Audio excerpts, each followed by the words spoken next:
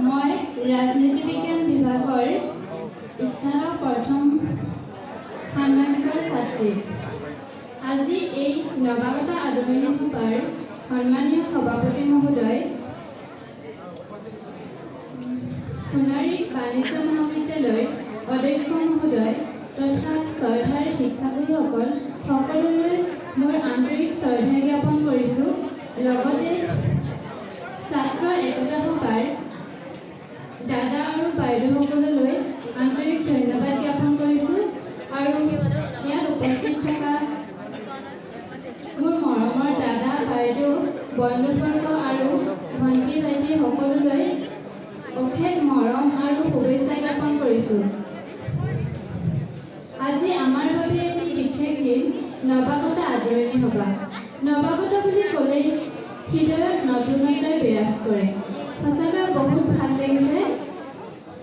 পোনপ্ৰথমে ইয়াত মহন্ত ছাৰে যিখিনি কথা আমাক উদ্দেশ্যি ক'লে, সঁচাকৈ বহুত গুৰুত্বপূৰ্ণ কিছুমান কথা ক'লে। যিহেতু আজিকালি সকলো ছাত্ৰ ছাত্ৰীয়ে নম্বৰৰ পিছতে দৌৰি থকা দেখা যায়। নম্বৰ আমি পাব লাগিব, কিন্তু আমি নিজকে এজন ভাল ব্যক্তিৰূপে গঢ়ি তুলিব লাগিব। কেৱল নম্বৰ পালে নহ'ব, আমাৰ চৰিত্ৰ ভাল হ'ব লাগিব। লগতে ছাৰসকলে আমাৰ উদ্দেশ্যে যিখিনি কথা ক'লে সঁচাকৈ খুব গুৰুত্বপূৰ্ণ। আৰু আমাৰ উপাধ্যক্ষ ছাৰে এটা বিশেষ কথা ক'লে যে কিছুমান ছাত্ৰই মহাবিদ্যালয়ত আহি মোবাইল ফোন ইউজ কৰি থাকে। তেওঁলোকে জনা উচিত যে এই মহাবিদ্যালয়খন আমাৰ সকলোৰে। আমি মহাবিদ্যালয়খনৰ ভালৰ কাৰণে সদায় কাম কৰিব লাগিব। যদি আমি এজনে বেয়া কাম কৰোঁ, কেৱল আমাৰেই বদনাম নহ'ব, সকলোৰে বদনাম হ'ব। এইখন বিদ্যালয়ৰ অধ্যক্ষৰো বদনাম হ'ব, সকলো শিক্ষক শিক্ষয়িত্ৰীৰ বদনাম হ'ব, সকলো ছাত্ৰ ছাত্ৰীৰ বদনাম হ'ব, এই মহাবিদ্যালয়খনৰে বদনাম হ'ব। গতিকে আমাৰ অধিকাৰ নাই যে আমাৰ বাবে আমি সকলোৰে বদনাম কৰা। গতিকে আমি সদায় ভাল কাম কৰিবলৈ চেষ্টা কৰিব লাগিব। আৰু ময়ো আজি ইয়াত কথা দিছোঁ যে মই সদায় ভাল কাম কৰিবলৈ চেষ্টা কৰিম।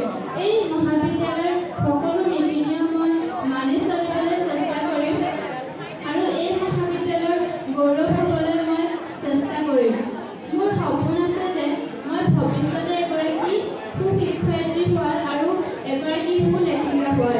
মোৰ শিক্ষয়িত্ৰী আৰু লেখিকা হোৱাৰ উদ্দেশ্য এইটোৱেই যে মই যাতে সমাজক নিজৰ লেখাৰে অনুপ্ৰাণিত কৰিব পাৰোঁ, ছাত্ৰ ছাত্ৰীক মই মোৰ লেখাৰে জ্ঞান দিব পাৰোঁ, আৰু শিক্ষয়িত্ৰী হৈ যাতে মই ছাত্ৰ ছাত্ৰীক বহু কথা শিকাব পাৰোঁ, নতুন নতুন কথা।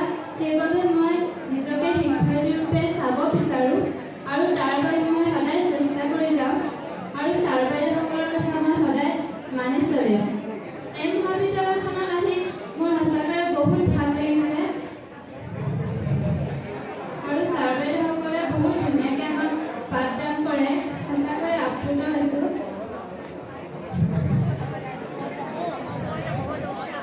আৰু মই যিহেতু লিখি ভাল পাওঁ, সেয়ে মই আজি মই নিজে লিখা অনুভৱ পাঠ কৰিবলৈ লৈছোঁ।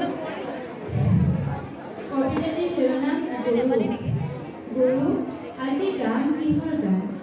মোৰ যিমান প্ৰতিভা আছে সেয়া তোমাৰেই দান।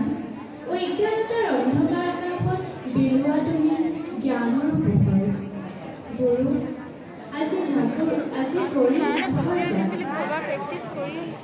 আজি নাগাওঁ কোনো গান, যাচিলোঁ সৰহীৰে আজি তোমাক শতকোটি প্ৰণাম।